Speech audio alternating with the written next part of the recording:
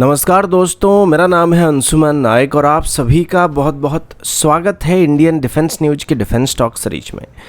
जहां पर हम रोज नए नए डिफेंस अपडेट्स के बारे में बात करते हैं। तो चलिए देर न करते हुए आज की वीडियो शुरू करते हैं।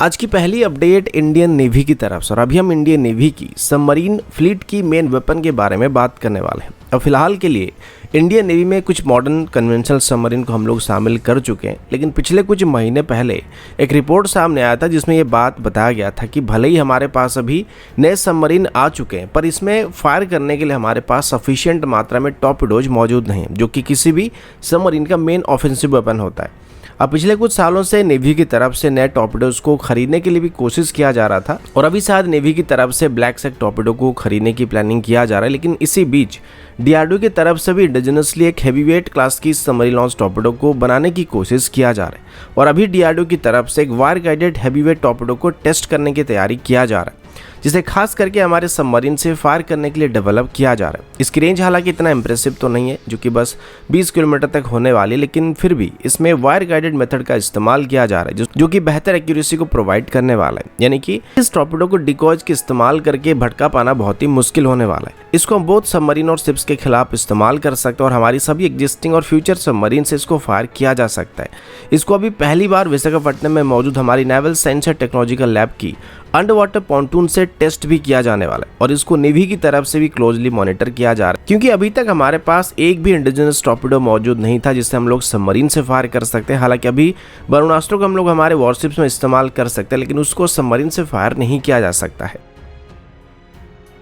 अगला अपडेट F-35 की तरफ से, और जब भी हम F-35 के बारे में बात करते हैं, आप सभी के मन में यही सोच आता होगा कि क्या इसको भारत खरीद सकता है, या फिर क्या इसको भारत को ऑफर किया जा सकता है। अब इस सवाल का जवाब देना तो टेक्निकली काफ़ी मुश्किल है, क्योंकि अभी जिस पोजीशन पर भारत मौजूद है, इस पोजीशन पर भारत को F-35 को ऑफर किया जाएगा या फिर नहीं किया जाएगा, ये बहुत ही कन्फ्यूजन वाला स्टेटमेंट है। क्योंकि एक तरफ हम लोग S-400 सिस्टम का इस्तेमाल करते हैं, जिसके साथ यूएस कभी भी अपनी F-35 को ऑपरेट करना नहीं चाहता है, जिस वजह से F-35 को भारत को ऑफर करने की चांसेस काफ़ी हद तक रिड्यूस हो जाता है। दूसरी तरफ चाइना की वजह से यूनाइटेड स्टेट भारत को ताकतवर बनाना चाहता है और अपनी हाई एंड सिस्टम्स को भारत को ऑफर करने लगा है। और रिसेंटली एरो इंडिया शो के दौरान F-35 को भारत में डिस्प्ले करने के बाद ये बात सुनने को मिल रहा था कि शायद अभी यूनाइटेड स्टेट की तरफ से अभी भारत को F-35 को ऑफर किया जाने वाला है, और इसे मल्टी रोल कॉम्बैट एयरक्राफ्ट की टेंडर में नहीं बल्कि एक separate government to government deal के तौर पर भारत को ऑफर किया जा सकता है। लगभग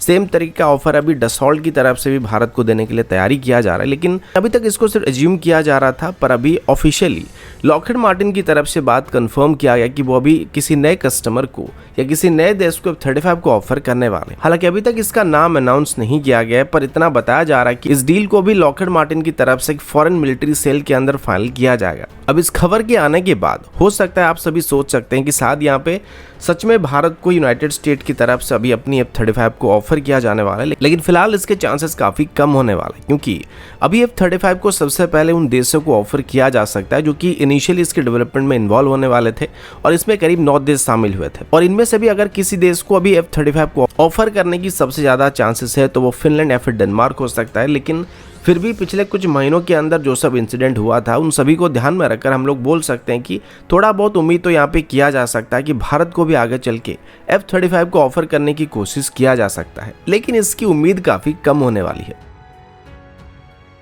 अगला अपडेट हमारी और आप सबकी प्यारी इंटरगैलेक्टिक हाइपरडाइव फाइटर जेट की तरफ से, जो कि अकेले जाके थनोस की प्लेनेट पर एटम बम गिराकर सारे के सारे इन्फिनिटी स्टोन्स को वापस लेके आ सकता है, और बीच में अगर कोई दूसरा जहाज उसको मिल जाता है तो उसको रिफिल भी कर सकता है।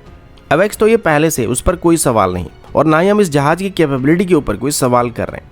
आज हम इसके बारे में कुछ दूसरे मुद्दे को लेकर बात करने वाले हैं। सबसे पहले आपने देखा होगा हमारे कुछ पाकिस्तानी बंधु जो कि बिना वीज़ा के आके हमारे वीडियोज में कमेंट करके चले जाते हैं कि तेजस एक अच्छा एयरक्राफ्ट नहीं है, इसकी रेंज कम है। और कल मैंने देखा था कि आप में से कुछ लोग कुछ पाकिस्तानी बंधुओं के साथ कमेंट्स में झगड़ा कर रहे थे, और जो पाकिस्तानी बंदा था उसका ये क्लेम था कि आज तक इंडियन एयरफोर्स की तरफ से भी तेजस को अपनी सर्विस में शामिल नहीं किया जा रहा है। और आप सब उसको समझाने की कोशिश कर रहे थे कि नहीं, इंडियन एयरफोर्स में अभी 40 तेजस पहले से इंडक्ट हो चुके हैं और अभी 83 तेजस MK1 को इंडक्ट किया जा रहा है। हालांकि वो सब वेस्ट ऑफ एनर्जी था, क्योंकि इनकी दुनिया अलग होती है, ये यहाँ के नहीं होते हैं। इनको जो लगता है वो उसको सच मान लेते हैं, और चाहे आप कितना भी दलील पेश कर दो, ये समझने वाले नहीं होते।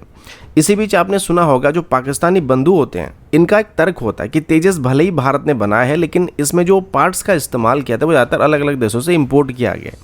इसका इंजन अमेरिकन है, रडार इजरायली है, रडार डोम और इजेक्शन सीट वगैरह यूके ओरिजिन से, और इसका वेपन सिस्टम भी ज़्यादातर रशियन और इजरायली सिस्टम का एक मिक्सचर है। तो उनका सवाल ये कि ये किस हद तक भारत का इंडिजिनस एयरक्राफ्ट है, क्योंकि सभी मेजर पार्ट को तो भारत यहाँ पे इंपोर्ट कर रहा है। तो इस पर हमारा जवाब है वो ये कि कुल मिलाकर मुश्किल से तेजस में 4 से 5 ऐसे कंपोनेंट हैं जिनको बाहर से डायरेक्टली हम लोग इंपोर्ट करके इस्तेमाल करते हैं, जो कि आप इस इमेज में देख सकते हैं। इसको डिफेंस डिकोड या अमित की तरफ से बनाया गया था। अब इसमें अगर परसेंटेज के हिसाब से देखा जाए तो तेजस में अभी करीब 60% या उससे थोड़ा ज़्यादा इंडियन सिस्टम का इस्तेमाल किया जा रहा है। यानी कि एक तेजस को बनाने के लिए जितने पार्ट्स इस्तेमाल किए जा रहे हैं उसमें 60% से ज़्यादा इंडियन सिस्टम है, और आगे चल के इसको 75% तक करने की कोशिश किया जा रहा है। लेकिन वहीं पर पाकिस्तान ये जो दावा करता है कि JF-17 उनका इंडिजिनस फाइटर जेट है, जो कि बनाता भी चाइना है, बेचता भी चाइना, और जो भी देश है उसको खरीदने के लिए जाते हैं वो भी पाकिस्तान के पास नहीं बल्कि चाइना के पास जाते हैं। वो किस हद तक पाकिस्तान का इंडिजिनस फाइटर जेट है, चलिए उस पर थोड़ा चर्चा करते हैं, और इसमें कितना पाकिस्तानी सिस्टम का यहाँ पे इस्तेमाल किया जा रहा है। आज तक इस सवाल का जवाब किसी भी पाकिस्तानी की तरफ से डायरेक्टली नहीं दिया गया है, लेकिन रिसेंटली पाकिस्तान के एक रिटायर ए कमोडोर जमाल हुसैन की तरफ से एक इंटरव्यू में बताया गया था कि JF-17 को बनाने में पाकिस्तान का जो कंट्रीब्यूशन है वो करीब 10% से लेकर 40% के बीच है, जो कि तेजस में इस्तेमाल होने वाली इंडियन इंडिजिनस सिस्टम से भी लगभग 20 से 50% कम होने वाली। और इसमें चौंकाने वाली बात यह है कि जब भी ये भारत की तेजस को क्रिटिसाइज करते हैं और बोलते हैं कि इसमें रडार इजरायली है, इंजन अमेरिकन है या सीट्स यूके का है, तो उनको ये बात बताना चाहिए कि JF-17 में भी जो इंजन इस्तेमाल किया जा रहा है वो पाकिस्तान नहीं बनाता, और वो पाकिस्तानी इंजन नहीं है। ना ही इसकी एयरफ्रेम को बनाने में पाकिस्तान का कोई बहुत बड़ा कंट्रीब्यूशन होता है। इसमें रडार भी पाकिस्तान का नहीं है, मिसाइल भी पाकिस्तान के नहीं है, और यहाँ तक इसमें जो पेंट का इस्तेमाल होता है वो भी मेड इन चाइना होता है। पर फिर भी ये पाकिस्तान का इंडिजिनस फाइटर जेट है। और आप सोचिए कि जिस एयरक्राफ्ट को बनाने में बस 10% ही पाकिस्तान का कंट्रीब्यूशन है, तो वो पाकिस्तान का कितना बड़ा इंडिजिनस फाइटर जेट हो। और इससे लगभग 100 गुना ज़्यादा कंट्रीब्यूशन तो भारत की तरफ से पाकिस्तान को बनाने के लिए किया गया था। अगला अपडेट लॉइटरिंग मुनिशन की तरफ से है। अब आजकल की लड़ाई में जो लॉइटरिंग मुनिशंस होते हैं एक मेजर रोल को प्ले कर रहे हैं, जो कि किसी भी कन्वेंशनल वेपन के मुकाबले सस्ते होते हैं, हल्के होते हैं और खतरनाक भी होते हैं, क्योंकि इनको डिटेक्ट करने के लिए अभी तक कोई भी फुल प्रूफ सिस्टम को डेवलप नहीं किया गया।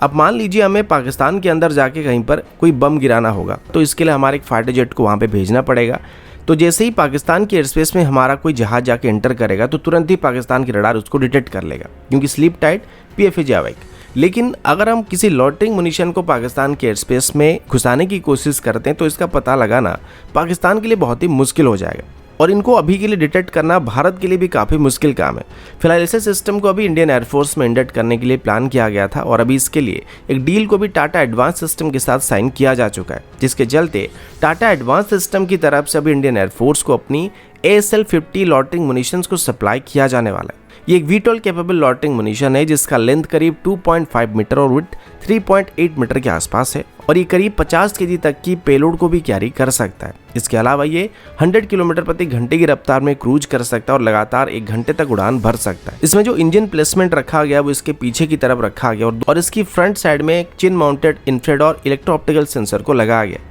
इसमें हम अलग अलग तरह के एंटी पर्सनल और एंटी आर्मर वॉरेट को भी कैरी कर सकते हैं, और इसके लिए अभी एक खास तरीके की EFP पेनिट्रेटर को भी बनाया जा चुका है, और इनको अभी फॉर्मल इंडियन एयरफोर्स को डिलीवर करना शुरू किया चुका है। और इनिशियली ऐसे 100 यूनिट के लिए इंडियन एयरफोर्स की तरफ से ऑर्डर किया गया था, लेकिन अभी इसमें 50 के आसपास यूनिट को इंडियन एयरफोर्स को हैंडओवर किया जा रहा है। तो दोस्तों अभी के लिए इतना ही, मिलता हूँ आपसे अगले वीडियो में, तब तक के लिए जय हिंद, वंदे मातरम।